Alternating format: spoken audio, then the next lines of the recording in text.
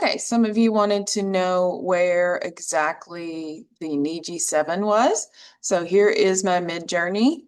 In Niji 7, if you're going to go up here to your settings, click on it. Then in this section where it says aspect ratio, this is where you can change the size and the different shapes, like these with the stained glass that I was working on for homework. I wanted to be taller, and you make taller skinny. You can make the regular right in the middle is your square, and then you can make it landscape as well. So if I wanted a whole landscape production, then that would be what I would use. So just for fun, I'm gonna do a landscape one. Remember that if you are in the mid plan that you can go to relax. And here is where the version where you're going to find Niji 7 if it's available to you. So you just click here, and normally you're on 7 right now. You'll scroll all the way down to the bottom where it says Niji 7. If you have not set up your Niji 7 yet, then you probably need to personalize it. And you can look into your personalize on the left side, and hopefully you should be able to find it there. If not, then you may want to look around and look in a search area. If you can't find it there as well, then give me a message and we'll try to work together to find it. Don't forget, you do have mood boards that you can use on your items as well. So in order to do that, you take images that you like and you stick them into your mood board. So here I can add for my creations things that I might like to go into this mood board. Oops, I don't want that one. So this kind of dark fantasy look, let's just say we're going to build something off of it. So now I have these that are in my mood board. So then I'm able to see those here. And now if I change, let me change the name of this. We're going to call this one Dark Fantasy.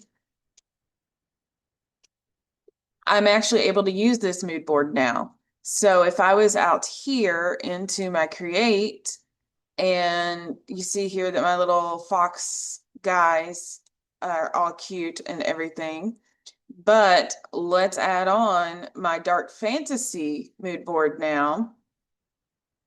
Let's take off the cuteness one. And we're also in Niji. So I'm not quite sure how this one will turn out, but I'm going to go ahead and run it back.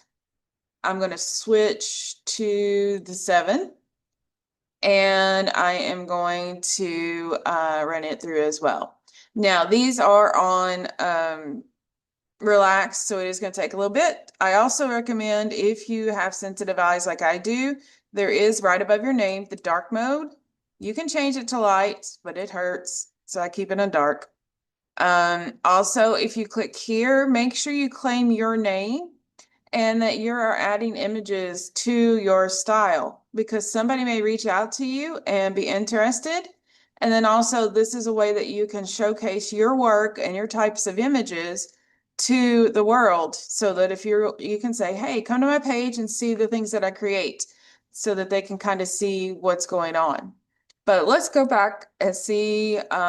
These have not just yet, so let me go ahead and I'm going to, oh, here they come.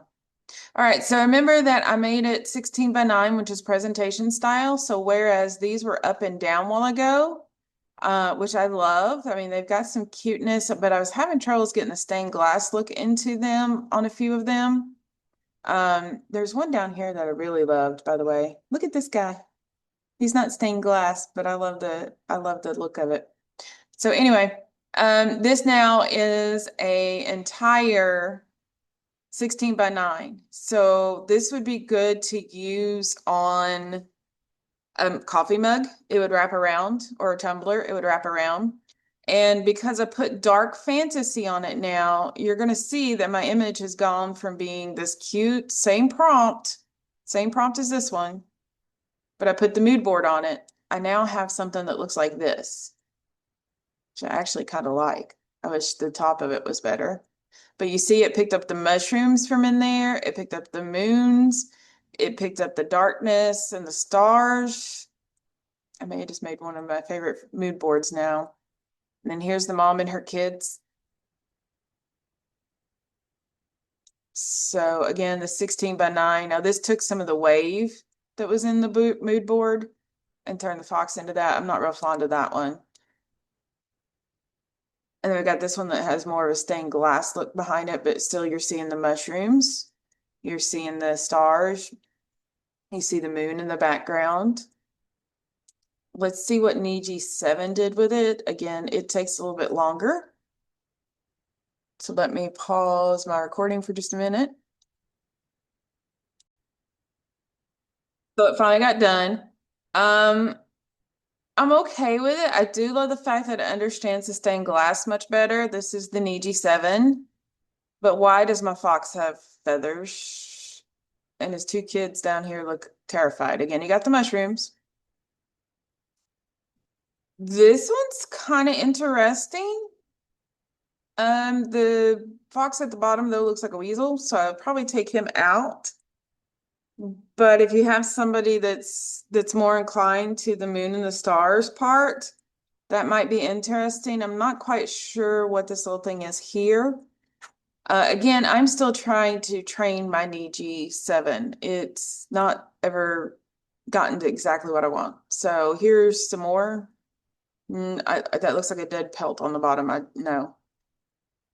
And then here's this one. Now you're going to notice that a lot of your characters in Niji's and Niji 7, especially in Niji 6, you're going to have more of an anime kind of slender look to them. I really don't like this claw hanging up. I like dark fantasy like this, not dark fantasy like that.